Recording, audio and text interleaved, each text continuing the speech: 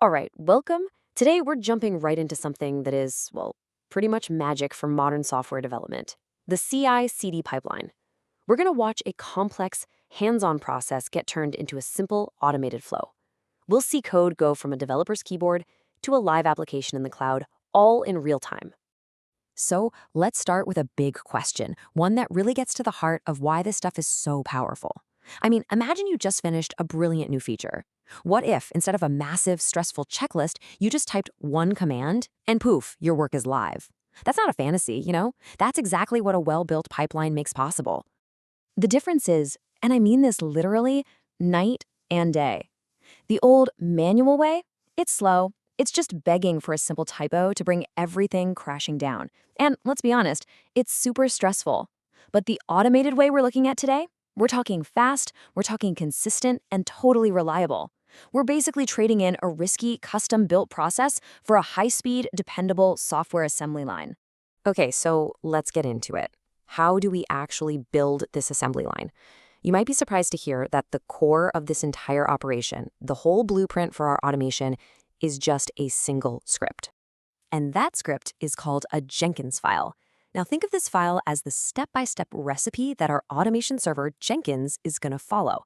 This is what we call pipeline as code, and it's a huge deal. It means our entire deployment process is versioned, repeatable, and completely transparent, just like the code for our actual application.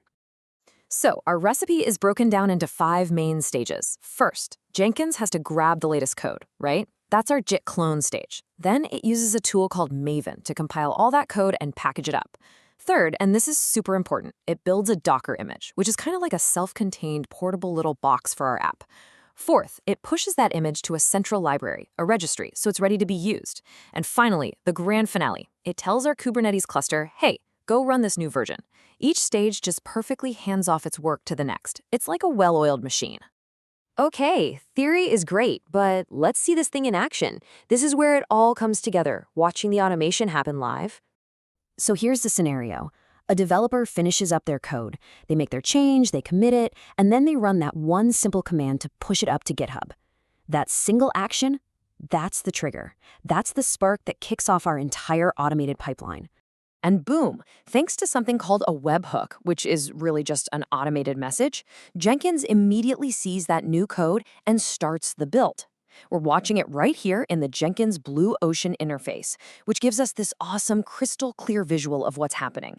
You can literally see each stage light up and turn green as it successfully does its job. And just look at how fast this is.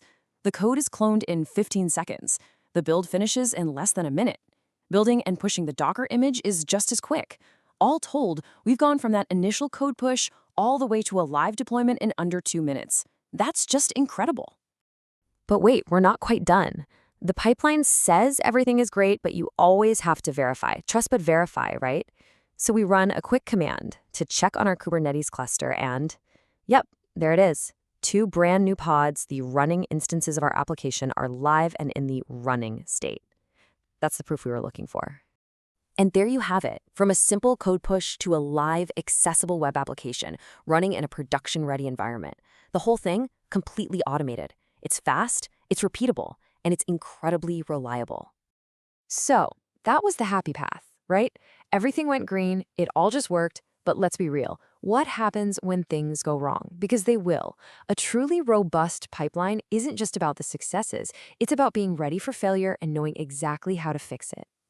When a stage fails, it doesn't just crash silently. No way. The pipeline stops dead in its tracks, and that stage turns bright red in the UI. And you know what? That big red X isn't a disaster. It's your best friend. It's a signal. Jenkins tells you precisely where the process broke and gives you all the logs you need to investigate the cause. So, you've got this error message. Now what? How do you actually translate that block of text into a solution? That is the absolute key to maintaining a healthy pipeline. This right here is basically your go-to cheat sheet for the most common problems you'll hit. Getting a permission denied error with Docker? 9 times out of 10, the Jenkins user just isn't in the Docker group. What about kubectl connection refused? That almost always means you've got the wrong server IP in your config file. And then there's the dreaded image pullback off or crash loop backoff in Kubernetes. The first means it can't find your image. The second means your app is starting and then immediately crashing. That's your cue to check the application logs inside the pod itself. See? Every error points to a common cause and usually a pretty straightforward fix. All right, let's zoom out and wrap this all up.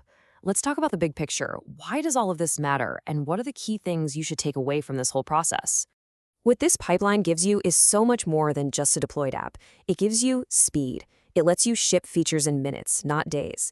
It gives you safety by getting rid of all the little human errors that can happen with manual deployments.